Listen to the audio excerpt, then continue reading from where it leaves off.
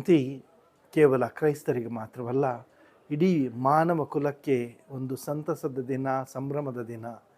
ಕಾರಣ, ದೇವಕುಮಾರರು ತಮ್ಮ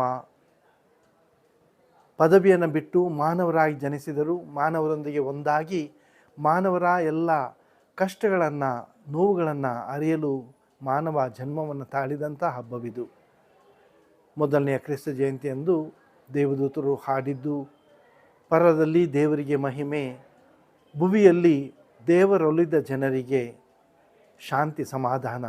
ದೇವರೊಲಿದ ಜನರೆಂದರೆ ಸುಮನಸ್ಸುಳ್ಳವರು. ನಮ್ಮ ಪ್ರಪಂಚ ಇಂದು ವಿವಿಧ ರೀತಿಯ ಹಗೆತನಗಳಿಂದ, ಯುದ್ಧಗಳಿಂದ, ಕಲಹಗಳಿಂದ, ನೋವುಗಳಿಂದ ತುಂಬಿದೆ.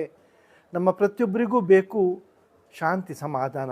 ಕೆಲವೊಮ್ಮೆ ನಾವು ಶಾಂತಿ ಸಮಾಧಾನ, ಸಮೃದ್ಧಿ, ಸಂತೋಷ ಬಾಹ್ಯ ವಿಷಯಗಳಲ್ಲಿ ಹುಡುಕುತ್ತೇವೆ. ಆದರೆ ಕ್ರಿಸ್ತ ಜಯಂತಿಯ ಸಂದೇಶ, ಆ ನಿಜವಾದ ಶಾಂತಿಯನ್ನು ನಾವು ಹುಡುಕಬೇಕಾಗಿದ್ದು ನಮ್ಮ ಹೃದಯದಲ್ಲಿ.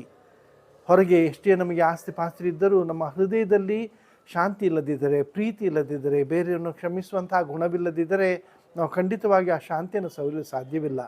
ಆದರೆ ಶಾಂತಿ ಪ್ರೀತಿ ನಮ್ಮಲ್ಲಿದ್ದಾಗ ನಾವು ತಾನಾಗಿಯೇ ಆ ಪ್ರೀತಿಯ ಕಿಡಿಯನ್ನು ಎಲ್ಲೆಡೆ ಹರಡುತ್ತೇವೆ, ಎಲ್ಲರಿಗೂ ಶಾಂತಿಯನ್ನು ತರುತ್ತೇವೆ. ಈ 2024ನೆಯ ಈ ಕ್ರಿಸ್ತ ಜಯಂತಿ ಒಂದು ವಿಶೇಷವಾದ ಕ್ರಿಸ್ತ ಜಯಂತಿ.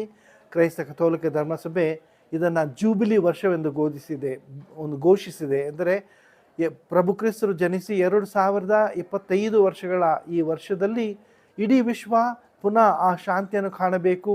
ಇಡೀ ವಿಶ್ವದಲ್ಲಿ ಎಲ್ಲ ಕಲಹಗಳು, ಯುದ್ಧಗಳು ನಿಲ್ಲಬೇಕು. ನಿರಾಶ್ರಿತರು ಆಶ್ರಯವನ್ನು ಪಡೆಯಬೇಕು. ಬಡತನ ಹೋಗಿ ಎಲ್ಲರೂ ಶಾಂತಿ ಸಮೃದ್ಧಿಯಿಂದ ಪ್ರೀತಿಯಿಂದ ಬಾಳಬೇಕೆಂದು ಇದು ನನ್ನ ಹಾರೈಕೆ.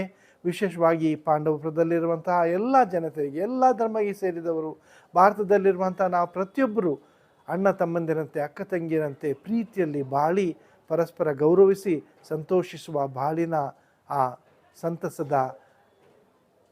ಸಂತೋಷವನ್ನು ಈ ಕ್ರಿಸ್ತ ಜಯಂತಿಯ ಶುಭಾಶಯವನ್ನಾಗಿ ಎಲ್ಲರಿಗೂ ನಾನು ಕೋರುತ್ತೇನೆ.